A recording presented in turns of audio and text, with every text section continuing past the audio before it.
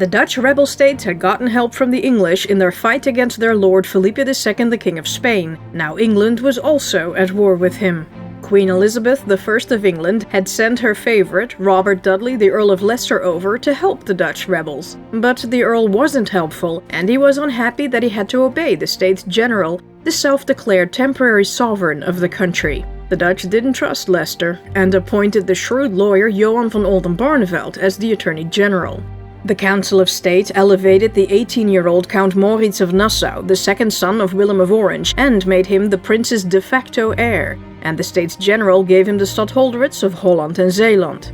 However, Queen Elizabeth wasn't playing nice. She wasn't sending the troops nor the money she had promised, because she was secretly negotiating a peace treaty with King Felipe. She didn't realize the peace talks were fake. The Spanish king used them as a distraction to hide the great enterprise, Felipe's planned invasion of England. In the meantime, Felipe's governor-general for the Netherlands, the ever-charming and very effective Alessandro Farnese, the Duke of Parma, recovered huge chunks of rebel territory. The states knew something had to be done if they wanted to keep their land. More money, more troops, more leadership from Leicester. But Queen Elizabeth needed the Earl's help concerning an issue with her rival, Mary Stuart, Queen of Scots, and she recalled him.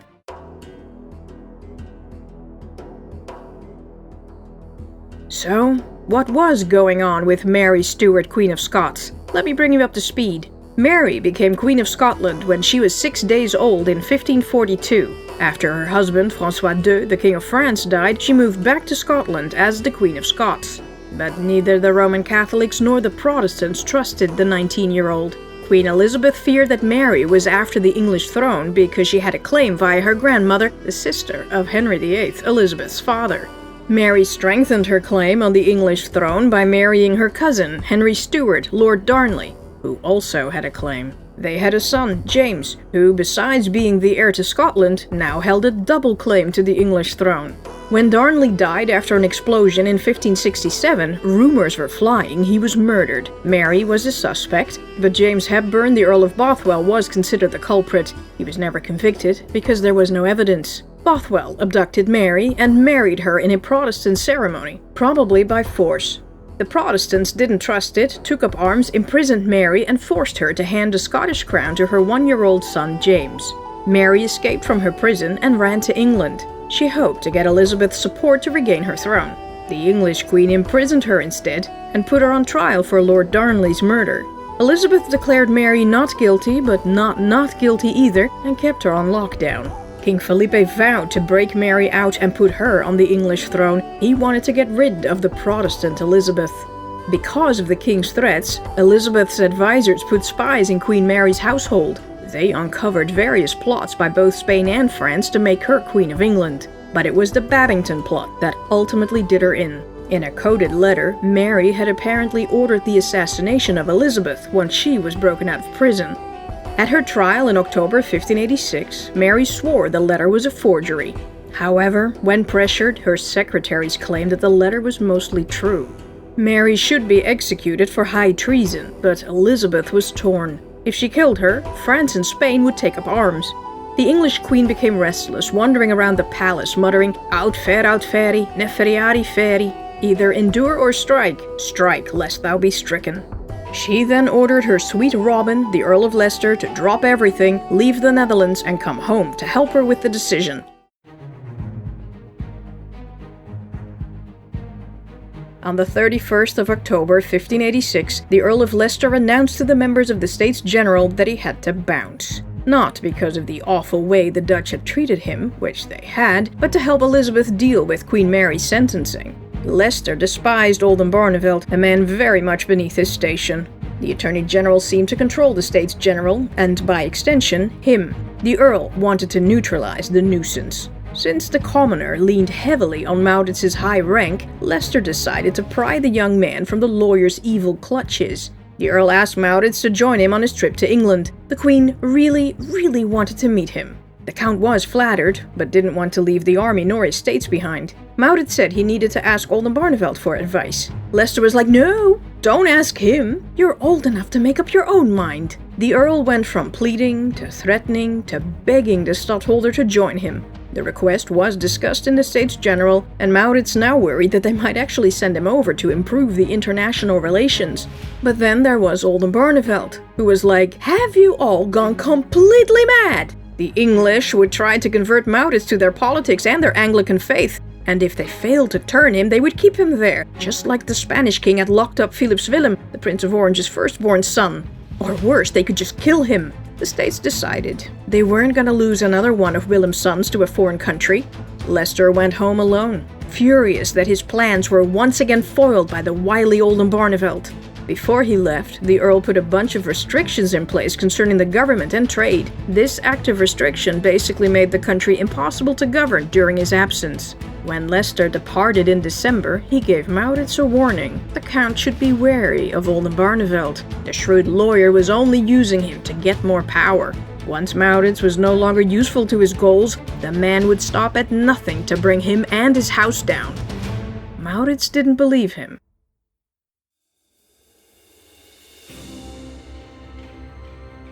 The Earl of Leicester left Sir William Stanley in charge of the Deventer garrison of 1,200 Irishmen. The city of Zutphen was still under siege by the States, but its captured fort had been handed to Roland York. Stanley was a Roman Catholic who had even fought on General Alba's side, and York was constantly switching teams. The States worried that these men could betray them, but Leicester told them, "Don't be silly. Everything will be just fine." It wasn't. After the Frenchman Marchand handed over the strategically located castle of Wau to Parma for 16,000 florins, Stanley figured, "I can do that." He handed over Deventer to the Spanish for a large sum of money. Then York figured, "I can do that." He handed over the fort in his care to the Spanish for a large sum of money. Parma gleefully wrote to Felipe, "Thus Fort Zutphen, about which there have been so many fisticuffs, and Deventer, which has cost the English so much blood and money, are now your majesties." The Dutch would never trust their besties again. They didn't. After the initial shock of the betrayal had worn off, no city wanted an English garrison inside their walls, and English soldiers were despised. Oldenbarneveldt moved immediately.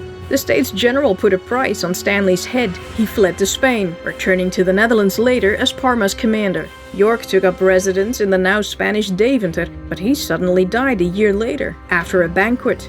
He was perhaps poisoned, but no one cared enough to investigate. Next, Oldenbarneveldt argued that the rebels needed a competent army leader to stop the English from handing over more cities. Unfortunately, its current leader, Lieutenant General Philip von Hohenlohe, was too much of a drunk. So, Oldenbarneveldt volunteered 19-year-old Count Maurits. Sure enough, he was made Captain General of the armies of Holland and Zeeland. All soldiers in the state's employ now had to swear an oath to him. But who would listen to a kid who had only just started growing a beard? Easy. Count Maurits had to clearly outrank the Earl. He had to present himself as the Prince of Orange to supersede the Earl of Leicester. And so it was done. The rebel government granted Maurits the title of natural-born Prince of Orange, though throughout his life the stadtholder consistently introduced himself as the Count of Nassau. He pretty much only used the prince title when he needed to assert power and dominance with the international rulers. Not everyone was willing to take a pledge to the new Captain General though, and cities were still being sold. The States General had sent Maarten Schenk to defend Rheinberg. He had left Scottish Colonel Aristotle Patton in charge of Gelder, the capital of Gelderland, but Patton hated Leicester and Schenk. Later that summer, the colonel struck a deal with Parma and handed over the city for 36,000 florins. Parma realized every foreign-held town in the rebel Netherlands was up for grabs, and it was a lot cheaper to buy cities than it was to besiege them.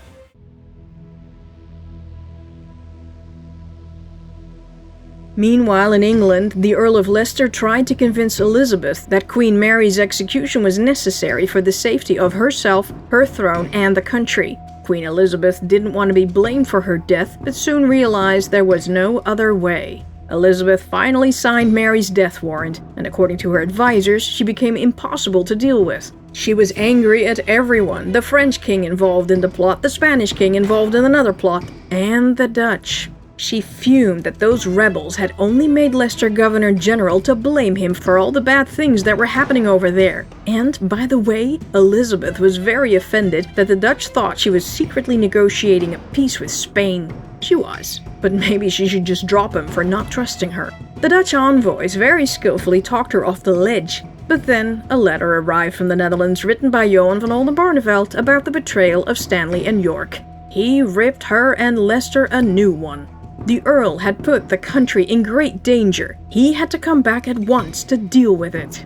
Elizabeth and Leicester behaved like little children and refused to answer him. She was dealing with a bunch of nobodies anyway, not princes. As God-appointed queen, she was under no obligation to answer to them. See why they had to make Maurits a prince now? 4 days after Oldenbarnevelt's scathing letter arrived, Mary Stuart was executed at Fotheringay Castle. Her murder outraged the Roman Catholics in Europe. Parma wrote to Felipe, "Your Majesty will hear of the disastrous, lamentable, and pitiful end of the poor Queen of Scots. She will be placed among the many martyrs whose blood had been shed in the Kingdom of England. I believe firmly that this cruel deed will be the concluding crime of the many which that Englishwoman had committed, and that our Lord will be pleased that she shall at last receive the chastisement which she has these many long years deserved, and which has been reserved until now for her greater ruin and confusion." In her will, the Scottish Queen had handed her claim to the English throne to King Felipe. He vowed to avenge her death. In July, the king got Pope Sixtus V's permission to remove Elizabeth and place whomever he wanted on the English throne. Fortunately, his armada was nearly ready. But unfortunately, Felipe was about to suffer a stunning setback.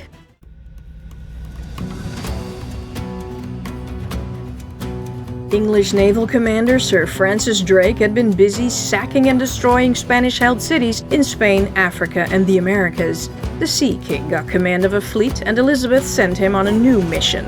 He had to inspect the rumored Spanish preparations for the invasion of England, seize the supplies, attack whatever fleet he found, and plunder the ports. After Drake left, the Queen feared his actions might seriously jeopardize her peace negotiations with Felipe. She needed deniability and wrote an order. "Don't! Please! Stop! Come back!" But the small ship carrying the orders for Drake to stand down didn't reach his super-fast fleet in time. The English ship sailed into Cadiz on April 19, 1587, and destroyed 10,000 tons of shipping goods right under the noses of a dozen massive Spanish ships. Horseshoes, saddles, timber, wine, oil, figs, raisin, biscuits, flour, everything was dumped in the harbor. 150 transport ships were set on fire. Then Drake sailed to Lisbon, destroying any enemy vessel he encountered, no matter how small. There he captured and wrecked 100 more ships, taking the cargo they could carry and destroying the rest. Next, El Draque, as the Spanish called the pirate, blocked all traffic between Felipe's American and East Indian fleets for a month. The losses were a disaster for Felipe. He had to postpone the invasion of England for over a year. All the stress caused the king to physically crash. Drake was well aware that even though he had singed the king's beard, he had not dealt a serious enough blow to Felipe's invasion force. El Draque warned the English government to prepare for battle. Prepare in England strongly and mostly by sea. Stop him now and stop him forever. No one listened.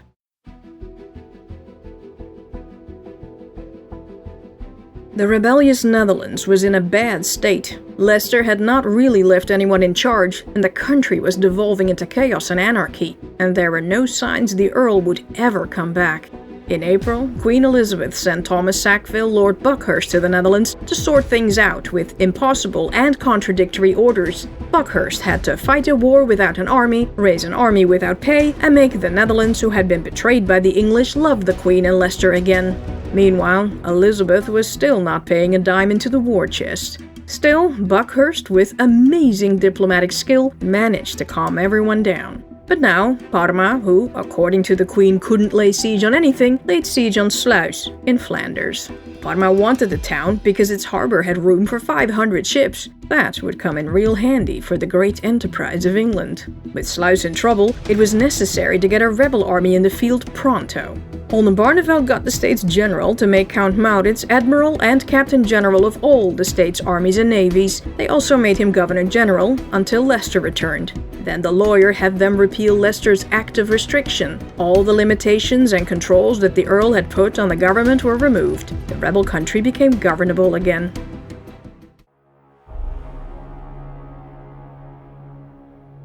Sluis was held by military governor Arnold van Groeneveld, a Dutch noble. He had some super experienced officers, but his force wasn't large enough. He did get some reinforcements from Flushing, a cautionary town held by the English.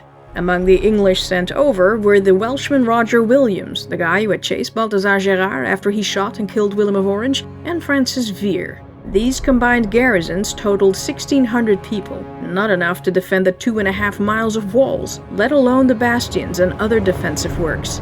But they didn't sit moping around and began attacking the besiegers relentlessly. During one sortie, Vere and 100 men held 8 tercio companies at bay with pikes and forced them from their trenches. They took a lot of prisoners. The Spanish bravely fought mud, water, fire, and a fearless enemy. The garrison of the city was equally courageous and could rely on citizens for help.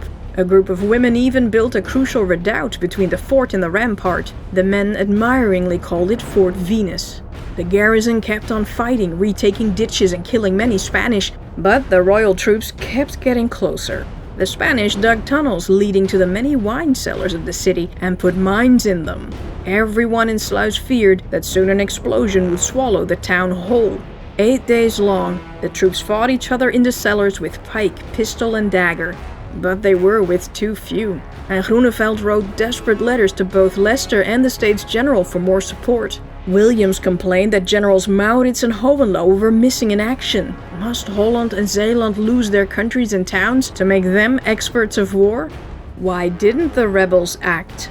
Sluis was not that important to them. They controlled the river upstream. Even if Parma got the harbor, he had no access to the sea, and there was no point in saving it either. Sluis would probably become another English cautionary town, or the English would sell it to Parma, or they would use it as a bargaining chip in the Queen's peace negotiations with Spain, because yeah, we know that's what she's doing, so why bother?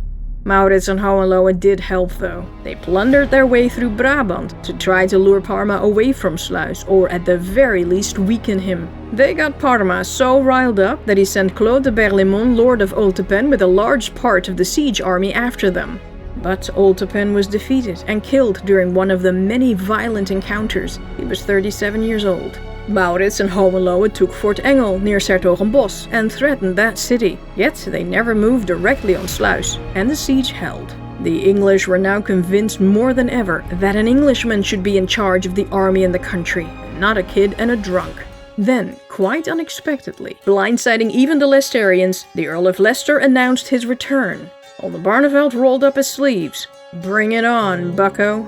Leicester arrived on July 6th with a few extra soldiers and a bit of cash. The Earl had come back to the Netherlands because he believed that he could make the States General his bitch. The Leicesterians had been telling him that the Netherlands was ready for him to become the absolute ruler. This wasn't true, and the state's constitutions prohibited it, but Leicester believed it. With his arrival, Leicester's English enemies like Buckhurst and John Norris raced back to England. They got an unpleasant welcome back at their queen's court. How dare they speak ill of her wonderful Robbie Wobbie? Turns out, Leicester had been lying to his queen about how awful these men were. He did admit to this later, though, and the men were restored in their honor. Meanwhile, the Earl traveled to Dordrecht and demanded that the States General and the Council of State came out to meet him there. No one went. Only Count Maurits showed up, as a matter of ceremony, and now being prince and all, forced Leicester to bow to him instead of the other way around. Leicester was humiliated and, surprise, surprise, furious. The prince told the Earl that they had to relieve Sluis immediately because Parma was already building a ship bridge, just like he had done at Antwerp. Once it was finished, the town was finished.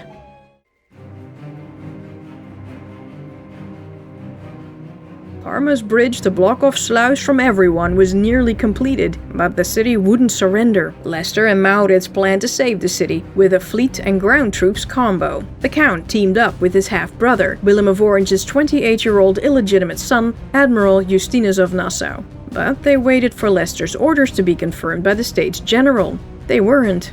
On July 10, 1587, the Spanish entered the ditches of the Sluis fort in 3 different places. Roger Williams wrote, "We were forced to quit the fort, leaving nothing behind us but bare earth, but here we do remain resolutely to be buried rather than to be dishonored."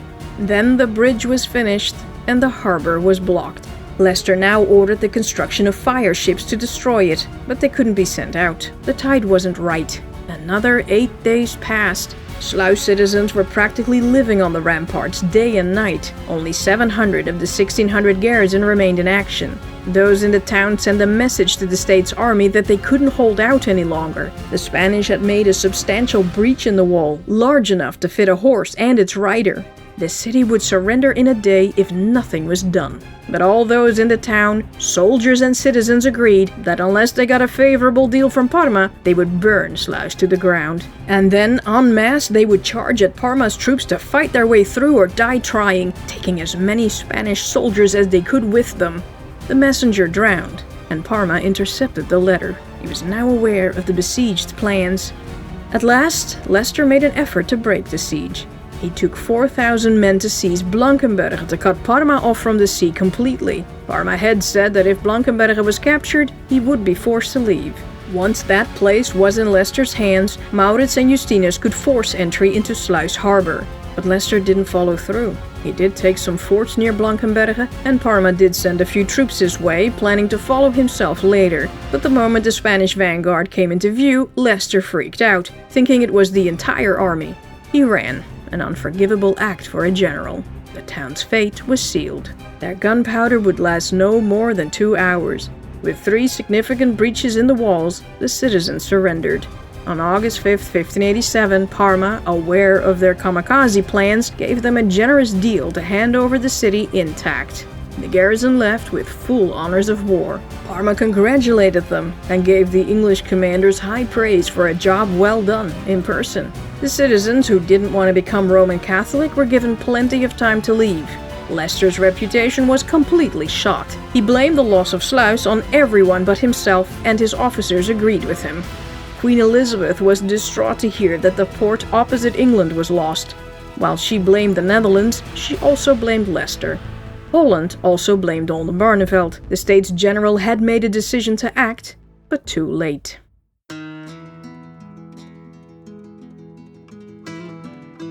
Queen Elizabeth was still negotiating a secret peace with Parma and wrote him frank and truthful letters. He didn't believe a word she said. But the Governor-General had to keep the negotiations going so Felipe could finish the preparations for the invasion. Parma would concede on one point and then make a fuss about another, and on it went. And that fleet Felipe was building in Portugal and Spain, Parma swore it was intended for missions to the Netherlands and Africa.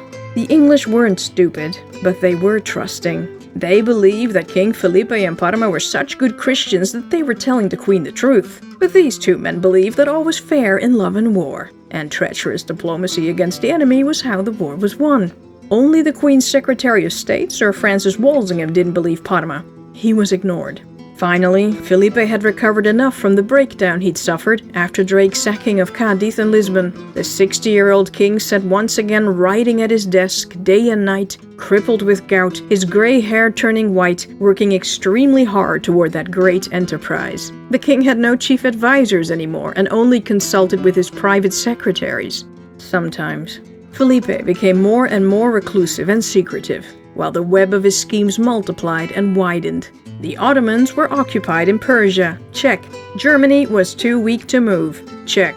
The Swiss cantons wouldn't act against the king, and they wouldn't allow its allies to do anything either. Check. The War of the Three Henrys in France, the internal feuds in Scotland, and the rebellion in Ireland, all organized and paid for by Felipe, continued. Check. The Netherlands had been reduced to chaos because the English were seeking peace and ignoring their duties to the rebels. Check. And England, worried about the invasion, was desperate for a peace that Felipe would never ever give. Checkmate. The fleet led by Álvaro de Bazán, the Marquess of Santa Cruz, was finally ready. The master plan was now abandoned for a more disastrous plan. It was late in the year, but Felipe believed God would give good weather, as it was God's cause. After Santa Cruz told Parma that he was approaching, the admiral had to sail straight to the canal and go for anchor at Margate.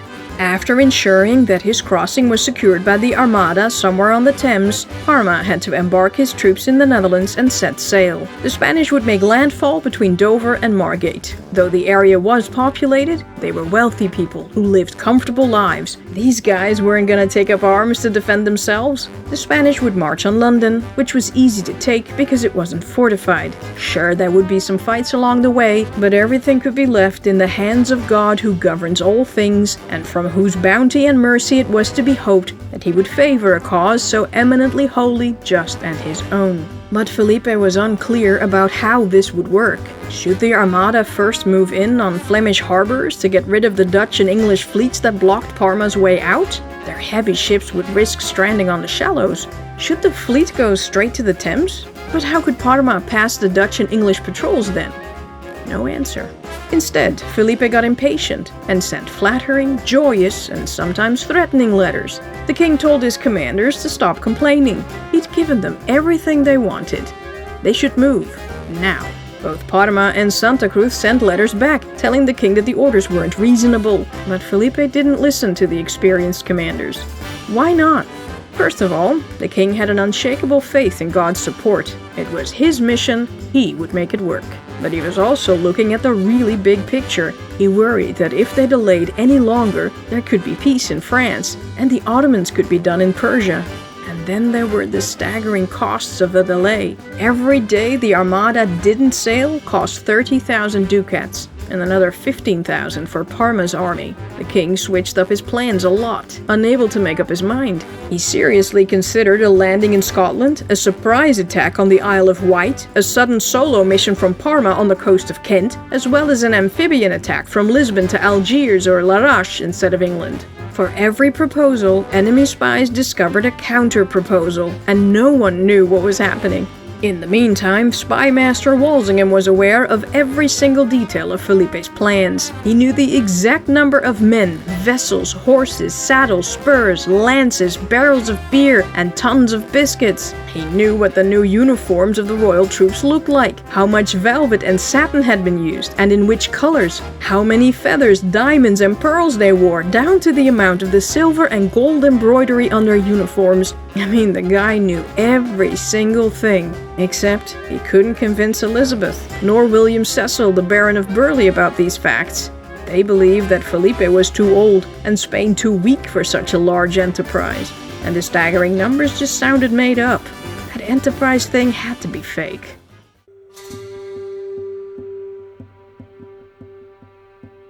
In August 1587, Leicester was finally ordered to formally tell the states about the Anglo-Spanish peace negotiations. Nothing the states didn't already know. In September, Leicester sent envoys to ask the states of Holland whether they still had money for military operations. If not, then continuing the war was ridiculous and there should be peace. Oldenbarnevelt realized he'd struck gold. He had the unsuspecting envoys put their request in writing. Now the Attorney General had physical proof of what he'd been warning the States General of for months. Leicester, the great war hero, the defender of the faith, had no intention to wage war and wasn't prepared to protect the religion. He just wanted to deliver the country into Spain's hands. And, just like that, Oldenbarnevelt destroyed the Earl's credibility, power, and authority. The Earl swore vengeance. Leicester thought of a plan. A cunning plan. He was gonna kidnap Maurits and Oldenbarnevelt and take them with him to England. Or, if he failed, Leicester was not above killing them. On September 12th, in the dead of night, friends of Oldenbarnevelt entered his bedroom in The Hague. They told him there was a plot afoot to harm Prince Maurits and himself. An armed force was already underway to execute Leicester's order before the dawn of day. That morning, Leicester did indeed arrive in The Hague with a considerable military force. But Oldenbarnevelt was in Delft, and Maurits was on his way to Zeeland to sorta plan the siege of Antwerp. A few weeks later, the States General disappeared as well. They had also moved to Delft, worried about what Leicester might do to them. Leicester swore up and down that he hadn't been planning anything untoward. Then he received a message from the States General. If His Excellency would be so kind as to frack off. Well, rather, they gave him permission to leave the country. Queen Elizabeth had recalled him. Her sweet Robin had lost all authority and support. He was useless to her there. In Delft, a few reverends showed up in a States General meeting to express concern about their behavior toward Leicester. Oldenbarneveld told them off. The reverends should mind their own business. The men got scared of the intimidating lawyer. He could have them for breakfast. In December, Leicester returned to England. He swore he'd never set foot on Dutch soil again. The Earl never did. Leicester still hadn't officially given up his command of the army, but he was replaced by Commander Peregrine Bertie, Baron of Willoughby the Eresby, a man who was nice and all, but in no way fit for this job. He said so himself. The old-fashioned man was shocked to discover that the highest-ranking rebel in the country wasn't in charge. Not Count Maurits of Nassau, but Johan of Oldenbarneveld called the shots, and the Attorney General appeared to rule the States General with an iron rod.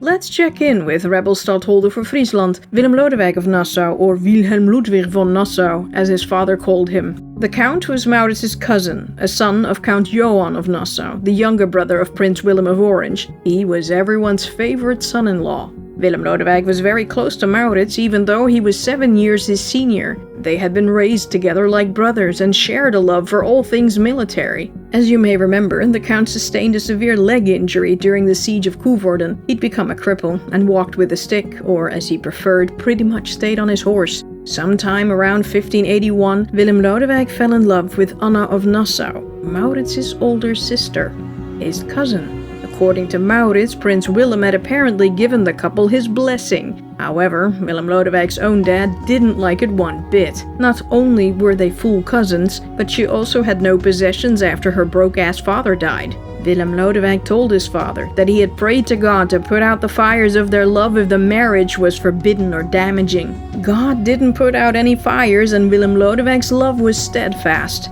The clergy consented, and the wedding was on. Willem Lodewijk married Anna on November 25, 1587. Her sister Emilia had come from Germany but arrived 2 days late for the wedding. She never returned to her uncle in Germany and stayed with her sister in Friesland. Sadly, Anna had a miscarriage when she was 7 months pregnant, and she never quite recovered. The Countess suffered tremendous pains, but was going stir-crazy lying in bed half the time. She demanded her husband to take her to the coast so she could see the sea. Willem Lodewijk reluctantly agreed. When the couple arrived at Harlingen, Anna collapsed while walking up the stairs to their lodging. She passed out. When Anna woke up, she immediately went to the beach, where she sat for 2 hours. After this short holiday, Willem Lodewijk had to return to Leeuwarden to tend to his duties as stadtholder. He split up the trip home into 2 parts to make it easier on his wife. However, during their stopover in Franeker, Anna passed away. She was 24 years old. Willem Lodewijk never remarried out of continued affection for her.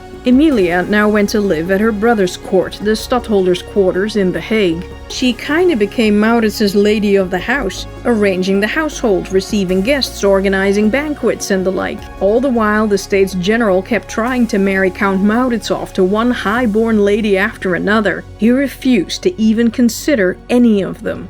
There's a war going on. Ain't nobody got time for that.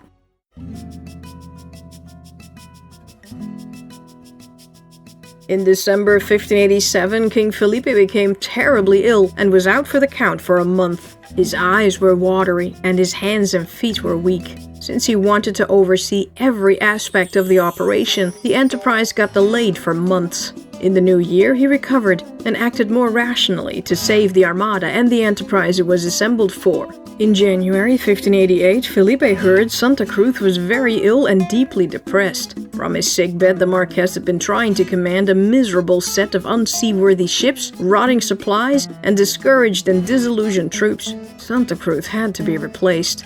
Felipe told 37-year-old Don Alonso Pérez de Guzmán el Bueno y de Zúñiga Sotomayor, the Duke of Medina Sidonia, "You're up."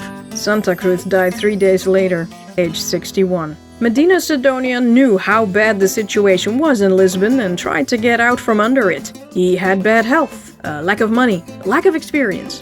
Felipe was like, "Why so modest? You're fantastic!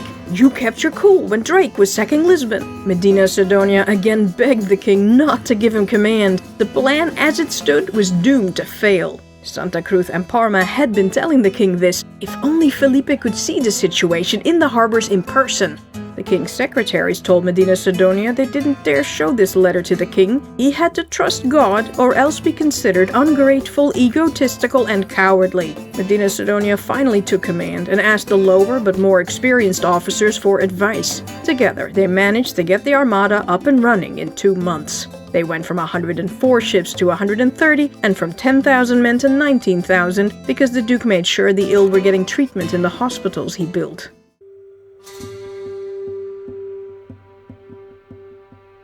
The Earl of Leicester's ship had barely left the harbor when Oldenbarnevelt released a bunch of copies of a text he had written a year earlier with François Franck, pensionary of Gouda. In the Deductie of Korte Vertoningen, they explained why the states were a proper republic already and didn't need foreigners to rule them.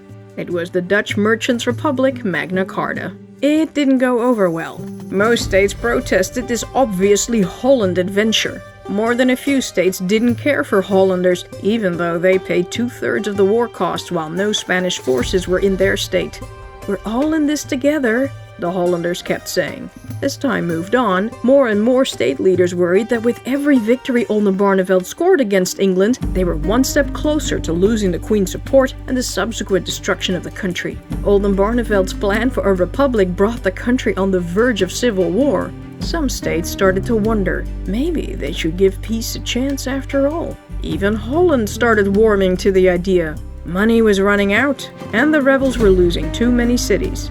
The Attorney General traveled all over the Netherlands to make his case. Slowly but surely, he got everyone to realize that peace with Spain meant they'd switch from a thriving commonwealth with freedom of religion, constitutional liberty, and self-government to provincial oppression, the Inquisition, and the king's absolute rule. All the members of the Council of State, albeit on the protest, agreed with Oldenbarnevelt. Besides, Maurits was a prince, a kind of sovereign, sort of ish. So, now everyone's on board? No. Now the church leaders started preaching for peace in their sermons. They didn't trust Oldenbarnevelt and called him a devourer of preachers. Oldenbarnevelt couldn't do a thing, but Maurits could. The Count met with the reverends. Maurits started the meeting by saying, "My house has shed much of its blood for this war," pointing out that his father and 3 of his uncles had already died. Did they really believe it was God's will to end the war and have peace? If so, were they then willing to concede that their own religion was false? And would they quietly return to the Roman Catholic Church and become priests? Well, if you put it that way, no, of course not. Okay, got it. Stop preaching for peace then. The reverends conceded, but gave Maurits a warning. Don't trust Oldenbarnevelt. Think of how he got rid of Leicester. He could do the same to your excellency if it suited him. Maurits didn't believe them. Leicester was a traitor. Oldenbarnevelt had done the right thing. So, eventually, everyone got on board with Oldenbarnevelt's plans for the Netherlands to become a proper republic. Except for the Leicesterians, of course. They continued to refuse to obey the States General and still waited for instructions from the Earl of Leicester in England, which never came. One of these Leicesterians was Commander Dietrich Sonoy in Medemblik, the old sea beggar commander. He was so far up England's butt that some people even thought he was English. He wasn't. He was German, like Maurits. His garrison hadn't been paid by Elizabeth and his troops mutinied. A frustrated Oldenbarnevelt sent Maurits to sort it all out.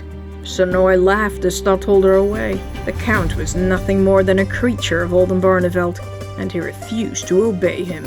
Maurits wrote an angry letter to Elizabeth and laid siege on the city. Elizabeth wrote Maurits that he had no business telling her off. Prince Maurits fired back that it was entirely his business. Medemblik was his family's property. Ordered Sonoy to stand down. Now, ma'am.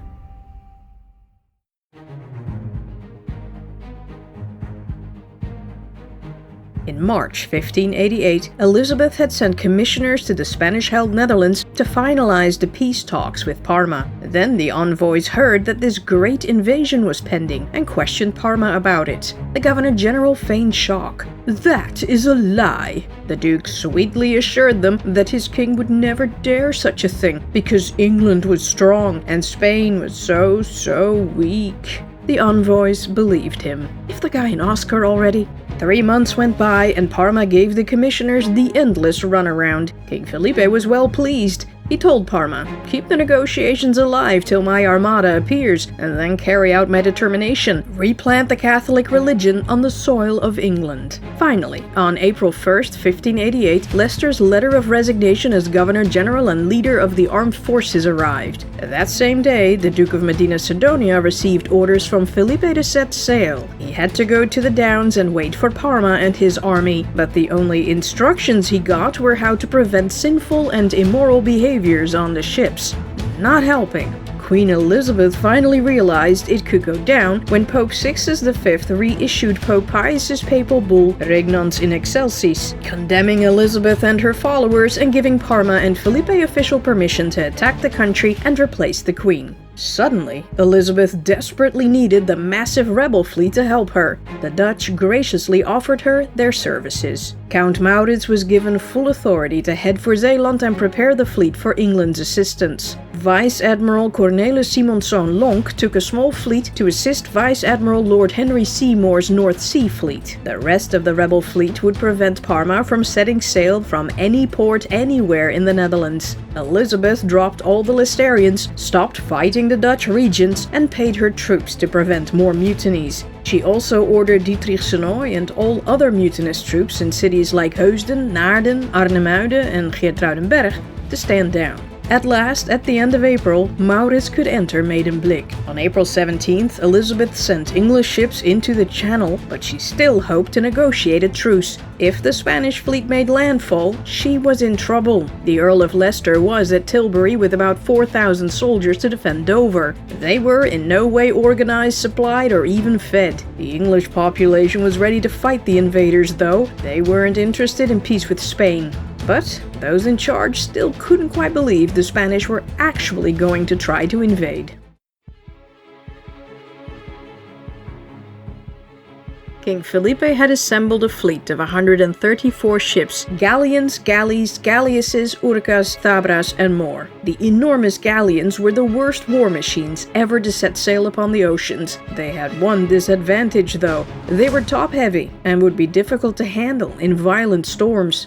The fleet was divided into 10 squadrons with 30,000 people on board. Nearly 20,000 soldiers, over 8,000 sailors, over 2,000 galley slaves, 2,000 volunteer nobles and their attendants, and another few hundred monks and priests, but also doctors, surgeons, lawmen, and hangmen. And they had 3,165 cannons. The Duke of Medina Sidonia had orders to sail from Lisbon to the Strait and wait there for Parma to join him with his 17,000 men from Dunkirk, Newport, and Sluis. The Governor-General would then take over chief command of the entire operation. In the meantime, Felipe ordered Henri de Lorraine, Duke of Guise, to prevent French King Henri III from messing things up. On May 11, 1588, Guise entered Paris in disguise. When the Parisians recognized him, they started shouting, "Long live Guise!" It scared King Henri senseless. He doubled the guards and placed armed men all over the city. The Parisians expected another St. Bartholomew's Day massacre and now barricaded the streets. It became known as the Day of the Barricades, but there was no massacre.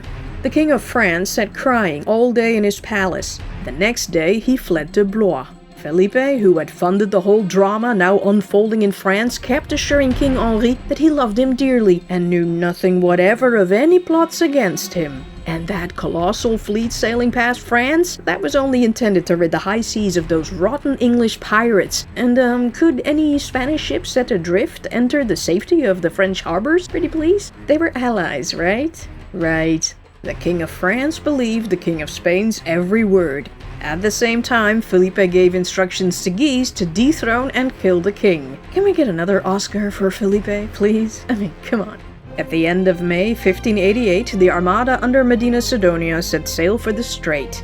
It quickly became clear that the soldiers weren't as trained as they should be, and the government officials on board had no clue what they were doing.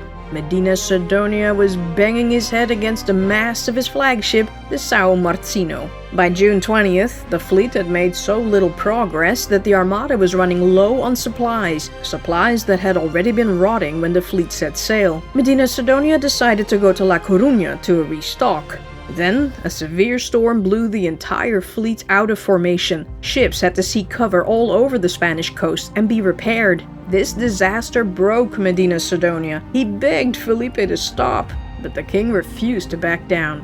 The English had no allies and their forces were inferior, and with the wind in the back, they could cross the channel in a week. "I've dedicated this mission to God, now man up and do your part." Medina Sidonia had also written a letter to Parma to ask his navigators familiar with the English coast which harbor would be best to take cover as he waited for the governor-general. This was a plan B, and a smart one, but Felipe forbade it. Medina Sidonia was not allowed to stop at any harbor underway ever. The Armada set sail again a month later, minus a few ships that were too severely damaged. Still, there were 130 ships in the fleet. In England, they thought the threat was gone. Even the ever-skeptical Walsingham now believed that the fleet had fallen apart because of the storm. The English government sent orders to Admiral Charles Howard, the Earl of Nottingham, aboard the Ark Royal to disarm the 4 largest English vessels and send them to dock. The Armada wouldn't come this year. Howard had better intel, defied the orders, and rushed to get 60 of the best English ships out to sea instead. The fleet included Vice Admiral Francis Drake's Revenge, Vice Admiral Martin Frobisher's Triumph, and Sir Hawking's Victory. Because the English still use the Julian calendar, I'll put the English date top left, the Gregorian calendar date top right. 8 days after the Armada left her ports, on Friday, July 29, 1588, the Spanish saw England, and the English saw the Armada appear on the horizon. The Spanish fleet sailing in half-moon formation off the coast of Plymouth was shockingly massive. The 2 points of the half-moon were 7 miles apart. The English troops at Tilbury were not ready by any stretch of the imagination. It was up to the Navy to save the day. At 9 o'clock on Sunday morning, July 31st, the fleets came face to face. In Spain, Felipe was praying his hiney off.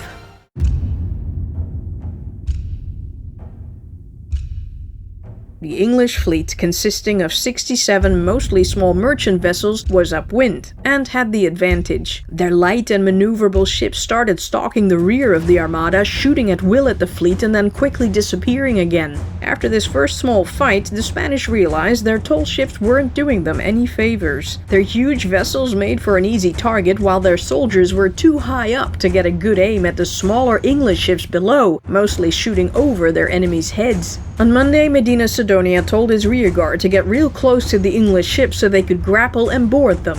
The English followed the Spanish but never engaged. The Duke sent increasingly desperate letters to Parma for more bullets and gunpowder. He should also send him pilots familiar with the French and Belgian coasts. The fleet needed to know where to hide in case of stormy weather. And by the way, was he already preparing to leave? At 5 o'clock on Tuesday morning, August 2nd, the wind shifted, giving the Armada the weather gauge. They attacked the English fleet. It was a long, powerful, but confused battle. The Spanish could not get close and board the English ships, and neither party was a particularly good shot. At the end of the day, the English ran out of gunpowder, and they retreated fast. The Spanish had also lost a lot of ammo. They sent another message to Parma for supplies, and where was he? Well, none of the couriers to tell Parma that Medina Sidonia had arrived could reach him. Parma had no clue where the Armada was. The Spanish continued on to Calais, pursued by the English. 2 days later, both fleets were off the Isle of Wight. Vice Admiral Martin Frobisher's Triumph attacked Medina Sidonia's ship, but several Spanish galleons moved in to save their flagship. The English fell back, but the Triumph, caught in a lee, was dead in the water. 30 Armada vessels were on him like a pack of wolves. Frobisher was in serious trouble, but managed to keep a close-range battle going. The Lord Admiral Howard took a bunch of ships and bore down in the middle of the Spanish rearguard. It was the fiercest conflict yet. The moment Frobisher had fought himself free, the English fleet vanished. On Saturday afternoon, the Armada arrived at Calais, its rendezvous point with Parma. The Spanish and the English dropped anchor. On Sunday, the English decided to use a special trick because they'd lose in straight combat. They would send in fire ships. It would take them too long to get them from the shore, so they made their own. Aboard the Armada, the soldiers grew impatient. Victory and spoils of the London Fury were so close. They had twice the tonnage, 4 times the artillery, and 3 times the number of men. Vamonos! Impatience turned to fury when Commander-in-Chief Parma was still missing in action. Was the Italian plotting his own conquest of England? Was the Duke in league with the English Queen to get a good deal for himself? The Spanish waited and waited, but nothing showed up on the horizon. Then, at night, they heard something in the water.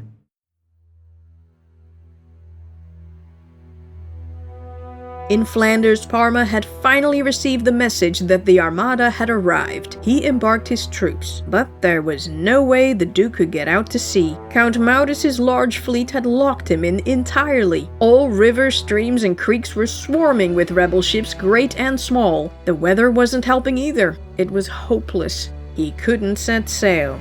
Meanwhile, at Calais, the English had launched 8 fire ships, and they were headed straight for the Armada. There was instant panic and utter confusion in the Spanish fleet. They cut all cables holding the fleet together and scrambled to get out of the way, but some ships got hopelessly tangled up with each other while 2 vessels were already on fire. That Monday morning, the Spanish fleet had drifted into the North Sea when an ominous wind started to blow. The English gave chase and at 9 a.m. found the Armada sailing in the half-moon formation off Gravelines. Medina Sidonia was ready to do battle, but the English had both the weather gauge and the tide was in their favor. An hour later, the English fleet attacked the Spanish flagships. The battle lasted 6 long hours. The Spanish once again couldn't get a good line of sight, while the English kept themselves in musket range and did a lot of damage to the larger ships. At 5 p.m., 16 of the Armada's best ships were destroyed, and 5,000 soldiers were killed. No English ship was destroyed, and they only lost 100 men. Admiral Howard said, "Their force is wonderful, great and strong, but we plucked their feathers little by little." Medina Sidonia, cursing Parma to hell and back for leaving them in the lurch, wanted to continue fighting, despite most of his ships being severely damaged. But the tide and the wind worked against him. The Duke sounded the retreat and sailed north. Those who were unable to follow were left to their fate. Some surrendered, others were captured and stripped for parts, others still were sunk. The English were out of cannonballs, bullets, and gunpowder, but still pursued the fleeing Armada as a bluff. Meanwhile, Admiral Justinus of Nassau had arrived in Dover with 40 ships. He told the English that he had sent 50 more after the Armada. The Admiral also let them know that Parma was too scared to leave the Netherlands. Still, Justinus had left 25 ships before Sluis to keep him from trying anything. For now, the tides wouldn't allow the Duke to set sail. The following day, Medina Sidonia ordered the fleet to drop anchor and wait for the English to catch up. The English stopped and refused to engage. The Spanish fleet had come dangerously close to the sandbanks of Zeeland, and the northwest wind was pushing them on them. They needed the wind to change to save them. And just as the first ships were about to run aground, the wind changed to southwest, and the fleet went out to open sea. In the evening, the English split up their fleet. One part would give chase, the other would go protect the Thames if Parma suddenly showed up. The English now hunted the Armada for 3 days without ammo or food. In the Netherlands, Parma embarked his troops again, but now heard of the Spanish fleet's defeat. He did not set sail. Medina Sidonia had abandoned the English mission. Should he surrender? Or seek refuge and supplies in Scotland or Norway? Nah, really. He just wanted to go back to Spain. The English went ashore for water and provision. Only 2 small ships continued after the Armada. Damaged, leaking, and lacking a good commander, the Armada fleet suffered through violent storms, and they hit disaster after disaster. The coasts of Norway and Scotland, and eventually Ireland, were littered with Spanish wrecks. At the end of August, Felipe had found out that the Armada had not met up with the Flemish fleet, but he kept sending orders. Then, a French messenger delivered the news of the fleet's defeat and the Armada's northern escape. The king angrily scribbled down, "I hope that God hasn't allowed such injustice, because everything is done in his service." Felipe now ordered Medina Sidonia to land in Scotland, ally himself with the Scottish nobles, and remain there for the winter. A plan B. He was that desperate now. He didn't know it yet, but it was over. Rebel Admiral Long's fleet hadn't caught up with the English in time, so victory over the Armada was English, not Dutch English, as Oldenbarnevelt had hoped. However, the Anglo-Dutch relations were more robust than ever, and Oldenbarnevelt's international prestige rose tremendously. In the meantime, the English Queen had received some sad news. The Earl of Leicester had been under the weather for a while. Still, he unexpectedly passed away a month after the initial Armada attack on September 4th, 1588. He was 56 years old. It may have been malaria or stomach cancer. Elizabeth was overwhelmed with grief and locked herself in her apartment until Lord Burleigh had the door broken down a few days later. The Queen kept the letter her sweet Robin had sent her 6 days before his death in her bedside treasure box. She wrote his last letter on the outside. It was still there when she died 15 years later.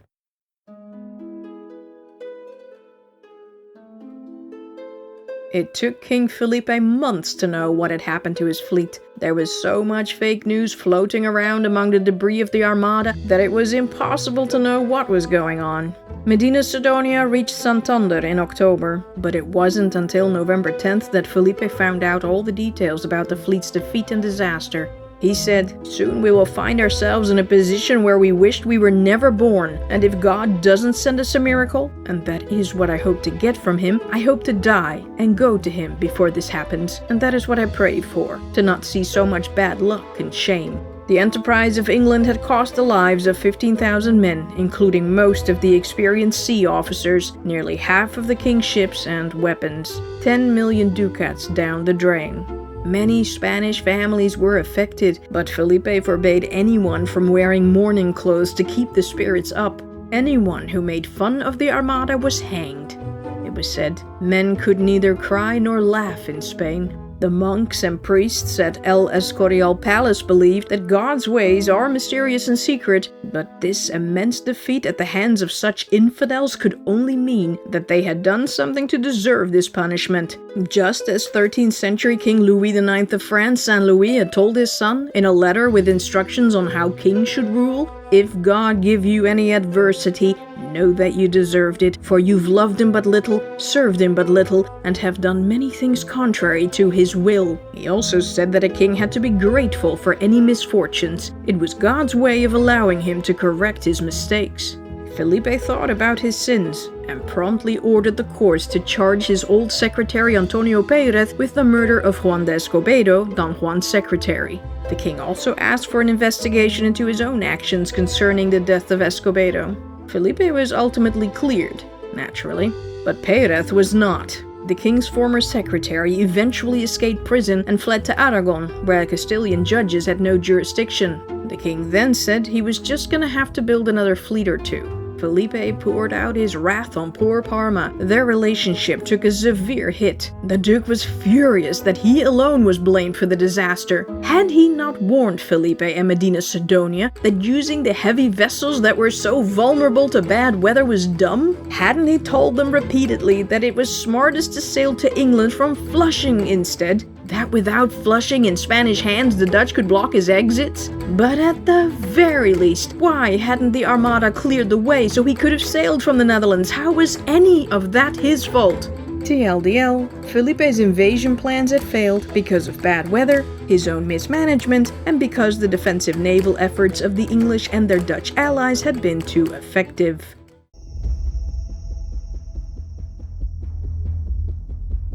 Alessandro Farnese, the Duke of Parma e Piacenza, was down on his luck. He was lingering in and out of illness because that is what Felipe's governors-general seemed to do in the Netherlands. Though there were rumors that Felipe had ordered someone to poison Parma out of spite. After the Armada's defeat, Parma turned his army around and marched through Brabant. He was gonna take Bergen-op-Zoom before winter set in. On September 17th, Parma sent a regiment of 800 pikemen and 3,000 musketeers ahead to capture the island and city of Tolen. But Count Maurits had organized its defenses too well. The Zeeland troops led by Commander Georg Eberhard, Count of Solms, killed nearly 400 royal soldiers. Parma then laid siege on Bergen-op-Zoom. It was no longer a vital city, but only one of 2 towns in Brabant still in Dutch hands. The English troops of Bergen-op-Zoom were led by garrison commander Thomas Morgan and Lord Willoughby.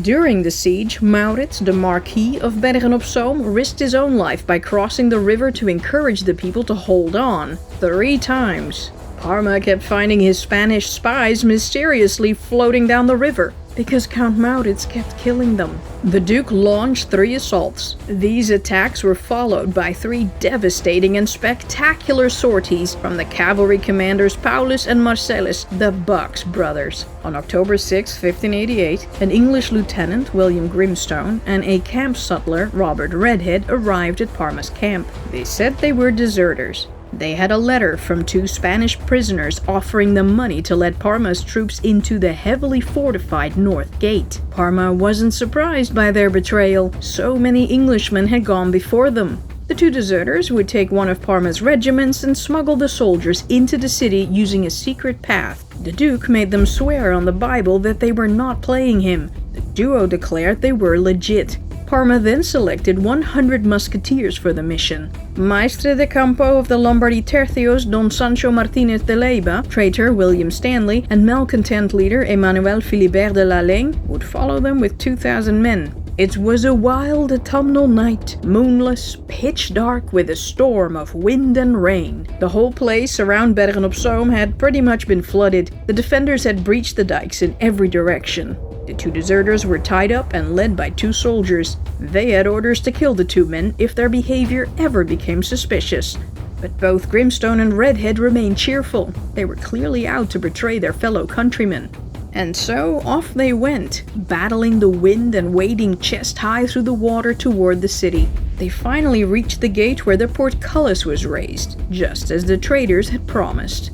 The first 15 musketeers rushed into the town. Then Willoughby cut the cords of the portcullis with his own sword and trapped the expedition's leaders. They were all put to the sword as their men pounded on the now closed gate. Grimstone and Redhead were immediately freed by their buddies. Their betrayal had been a successful and convincing ruse. The men outside the gate kept pounding to try to get inside and help their fellow countrymen. The gate opened again, and the city's garrison, led by Sir Francis Vere, butchered them on the spot. The rest of the Spanish soldiers were hunted into the waves. Then it got worse. The tide rose and washed the soldiers away. 300 men drowned trying to get back to camp.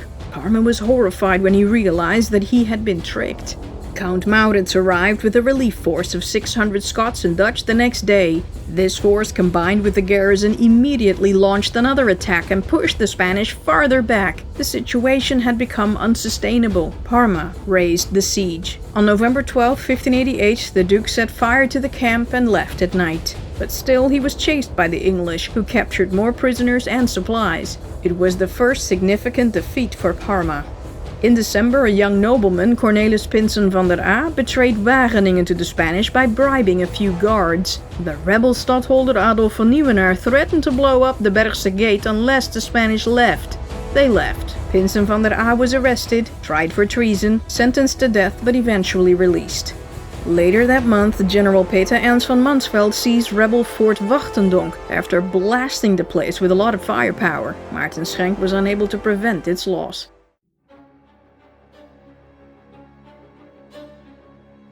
Meanwhile, King Henri of France was an unhappy camper. He had basically lost his crown to Henri of Guise. And gone were his fun-filled days of parties, teaching parrots to talk or his lapdogs to dance. He called together the États Généraux in Blois to get their support to act against Guise. They refused to back him, and the king felt he had only one option left. The Duke of Guise was ordered to come to Château de Blois to talk. When he arrived, the Duke was told the king wanted to see him in his private room. This ought to be good. When he walked in, Guise saw the king sitting on the bed, but Henri was not alone. The king's guardsmen, the 45, were there as well. They murdered the Duke, while King Henri watched. Guise's brother, Cardinal Louis II, was killed the next day, and to avoid the "you killed my father, prepare to die" issue, the king imprisoned Guise's son, Charles. But the Duke of Guise had been immensely popular in France, and the citizens turned on Henri for the cold-blooded murders. Parliament even filed criminal charges against the king. The King of France fled to the King of Navarre for his own protection. The 2 Henris decided to team up and together take back Paris. When the King of Spain heard about the murders, he was fuming with rage. Felipe had now lost his trusted agent of chaos. He ordered Parma to march on France at once and avenge his Muzio. The English and the Dutch could wait. He wanted the head of the Prince of Sodom, Henri de Valois, on a spike. Henri's mother, Catherine de Medici, died a week later. She was 69. She had been shocked at her son's cruelty, even though 6 months earlier she had called him a coward. Make up your mind, woman. It seemed there was no king in France. Instead, King Philippe reigned in Paris, where the Protestants burned at the stakes again.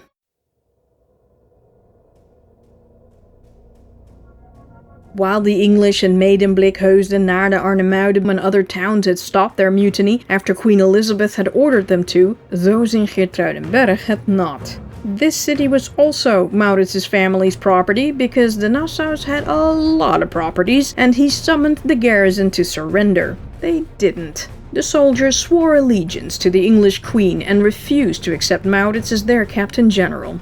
Funnily enough, save for their commander, Sir John Wingfield, none of them were English. Willoughby tried to appease his brother-in-law Wingfield, but he only made it worse. Now rumors were swirling that the garrison was negotiating with Parma. So, Oldenbarneveld decided to have Maurits lay siege on the city, but he didn't talk to the Council of State or the States General about the plans. It was a risk.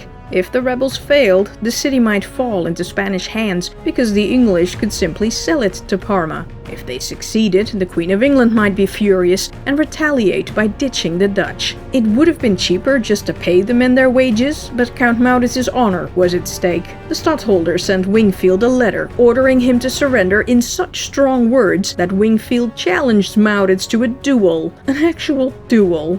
Seriously. Wingfield would rather die than acknowledge Maurits as his leader. Maurits ignored the request and started unleashing the cannons on the city. But because of heavy rainfall, it was hard to get the earthworks properly underway. And when Karel van Mansveld, son of, approached with a far superior Spanish force, Maurits had no choice but to leave. The city was lost when the garrison accepted Parma's terms.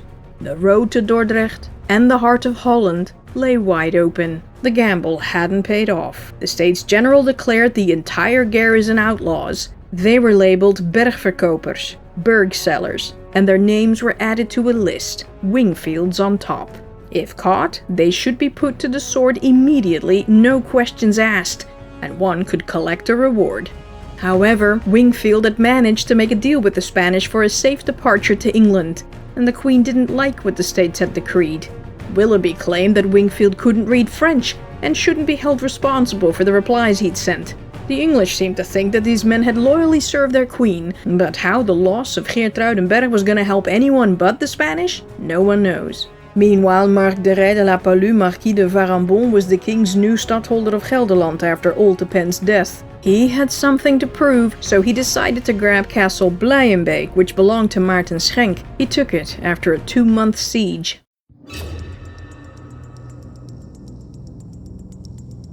On August 1st, 1589, King Henri III of France and King Henri III of Navarre were camped out with their armies at Saint-Cloud, preparing the siege of Paris. Jacques Clément, a young Dominican friar, arrived with important documents to personally deliver to King Henri, the one of France. They led him to the king's tent, where the monk handed over the papers and told Henri he had a secret message, which is, it's private. The king waved his attendants away and allowed Clément to whisper in his ear. The monk pulled a knife and drove it into Henri's gut. Clément was killed on the spot by the guards, and his body was later drawn and quartered. At first, the king's wound didn't seem fatal, but he told all the officers around him that if he didn't survive, they had to accept Henri of Navarre as their new king. The following morning, King Henri III of France died. He was 37.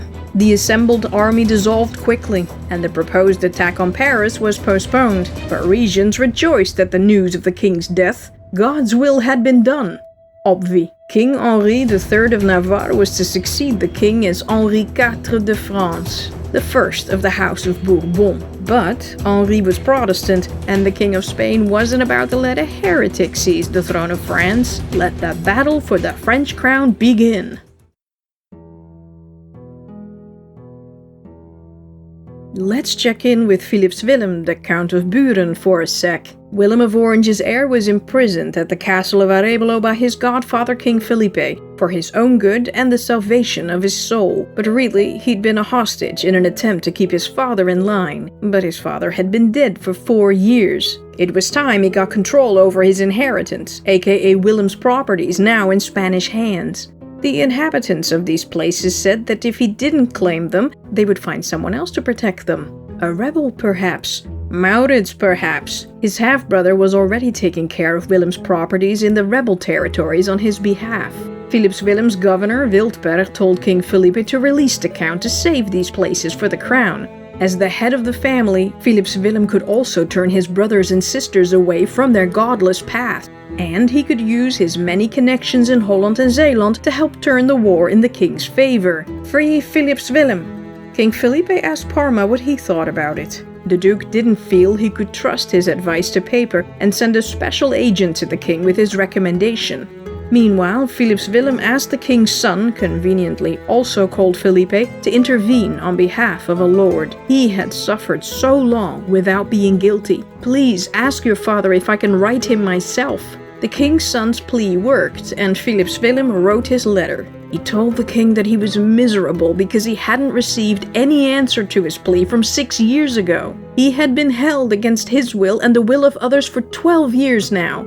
He hadn't known a day of happiness in years. Philips Willem was always surrounded by bodyguards and his bedroom was locked with 7 keys. The count had little physical exercise. He was unable to tend to the personal business of his estates. After his arrest, they had taken away his paper and ink. He wasn't even allowed to talk to the king or any of his ministers. The poor living conditions threatened his health, even his life. The whole fort was old and poorly maintained. One wall in his room was so humid that anything Philips Willem hung on it rotted away in days. The count humbly begged the king to please consider his misery and show some mercy, any mercy at last. Once he was released, he would gladly do the king's bidding as his loyal servant and vassal.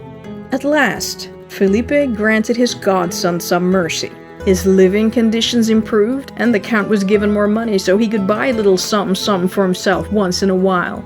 Parma must have given the king one hell of a recommendation for him to finally concede a little. He probably needed Philips Willem to help him. The war wasn't exactly going well, and the Duke was running out of ideas. They had to ensure the young man's loyalty and listen to his pleas, so Philips Willem could do mucho damage once he returned to the Netherlands. Count Maurits's little army aimlessly moved about the country. He had attempted and failed to take the cities of Nijmegen, Geertruidenberg and Dunkirk by surprise. He continued to roam around, offering assistance to whoever needed it, all the while showing blatant disregard for his personal safety. It got so bad that the States General decided to send a representative to sort Maurits out. He shouldn't put himself in harm's way. The country was at stake here. Maurits just laughed and laughed. He couldn't care less and did what he wanted. Now Parma had hoped that he could take Arnhem and then push through to Utrecht and liberate the Catholics who had contacted him for help. Unfortunately, he became ill again, and he had to go to Spa to recover. Karel van Mansfeld took over temporary command. He wanted to push toward Heusden. Gelderland's royal stadtholder Varambon went to Rheinberg. And in the north, Parma's Frisian stadtholder Francisco Berdugo had to give Willem Lodewijk, the rebel stadtholder of Friesland, a run for his money. Meanwhile, Schenk had been trying to seize Nijmegen for years now. In fact, Berdugo called him the city's enemy number 1. Schenk's attempt in 1588 had failed because the water level of the Waal River was too high and he couldn't land his men. A year later, Schenk tried again with a simple plan. He and 300 men would leave the Schenkenschans in the middle of the night, quietly approach the city, and enter Nijmegen via homes on the Waal Quay. On August 10, 1589, all went according to plan. The men pulled the bars from the windows with a hoist, but then everything went wrong. For one, there was a lot more resistance than they expected. The attackers panicked and raced for the boats. Schenk managed to get in one, but that boat got overcrowded and capsized. Schenk's heavy armor pulled him under, and he drowned in the Waal. A few fishermen discovered his body the next day, and the city government ordered it drawn and quartered. His body parts were hung from a chain at the city gate, and they later pickled the body parts and stored them in boxes. With Schenk no longer around to defend Rheinberg, that city fell to the Spanish a few months later, in February 1590. Meanwhile, Karl von Mansfeld had laid siege on Heusden in the summer of 1589. Count Maurits wanted to add soldiers to the garrison before the city was surrounded. The Spanish were closing in and he only had 1,500 men. Despite the States General warning him to take a break, the Count put himself at the head of his troops. But then, Mansfeld's men mutinied and refused to cross the Meuse until they were paid. Maurits used the time out to build 3 forts in the Tielerwaard. In October, Mansfeld raised the siege and fell back to Grave. Up north, Willem Lodewijk fought the Spanish at Zoutkamp, a strategic place controlling the state of Groningen's access to the sea. They surrendered the place 5 days later, on October 20th, 1589. 2 days earlier, Adolf van Nieuwenaar, the rebel stadholder of Utrecht, Gelderland and Overijssel, had died in his basement in a freak accident. He was testing some newly invented fireworks for military purposes. The stadholderates of these 3 states became vacant. Guess who got them? Count Maurits, of course. Courtesy of Oldenbarneveld, of course. Now Maurits was stadholder of Holland, Zeeland, Utrecht, Gelderland and Overijssel and captain general of each of their armies. With Willem Lodewijk in charge of Friesland, the whole country gradually fell back into the Nassau's hands. Well, not exactly, because the States General was the ultimate governing body and it was ruled by Oldenbarneveld. Meanwhile, Willem Lodewijk pleaded with that very States General to start an offensive war. Defensive wars never got anyone any land. In a defensive war, you only risk losing what you already had. His request was denied twice.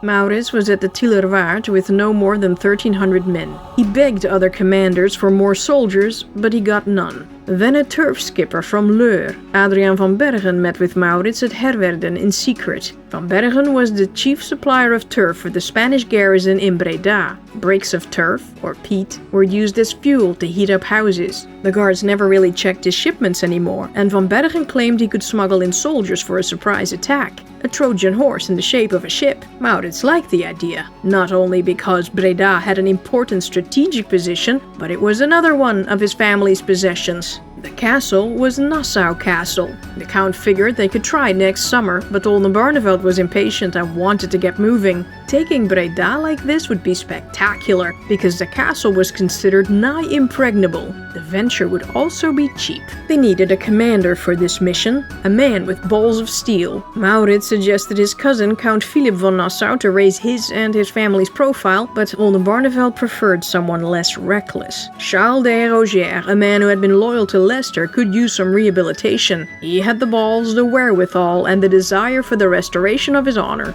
An ideal combo. Only a few trusted men were let in on the plan. 68 carefully selected soldiers would enter the ship and be covered by the blocks of peat. Once inside the castle's harbor, they would sneak out at midnight and take control of the place. A support army led by Maurits would follow right behind them. All they had to do was wait for the peace order from the Spanish garrison.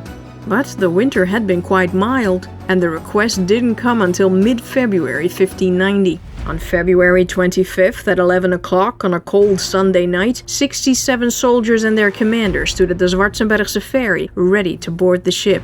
The skipper and his boat were nowhere to be seen. Had he chickened out? Or betrayed them? After waiting half the night, the soldiers left. On their way back, they ran into the skipper. He had simply overslept. 24 hours later, Van Bergen's 2 nephews showed up. Van Bergen himself had bowed out. Oh well. The soldiers hid in the bowels of the ship while turf was stacked up on top of them. The skippers and a few aides remained on deck. And then things went wrong. The wind turned east, the tide came up, and it started to freeze. There was too much ice in the river and not enough water, and the ship with its extra heavy load was about to get stranded. Under the cover of darkness, the boat moved to the Warande dock, only a few miles removed from Breda. The men were stuck at the pier, trapped inside for 3 days without food or drink, freezing their butts off and catching colds, but none of them complained or wanted to leave. A courier warned Maurits, who was already on his way with his army, to hold up. 4 days later, on Thursday morning, the Count realized frost-bitten soldiers would be useless in combat. He ordered the men to leave the ship and head for Fort Noordam to recover. That night, however, the wind changed, and at 11 p.m. they were on their way again. It still took another 2 days to get where they were going. At 3 o'clock on Saturday afternoon, the ship passed through the last sluice. There was no way back. They were gonna take Nassau Castle and Breda or die trying.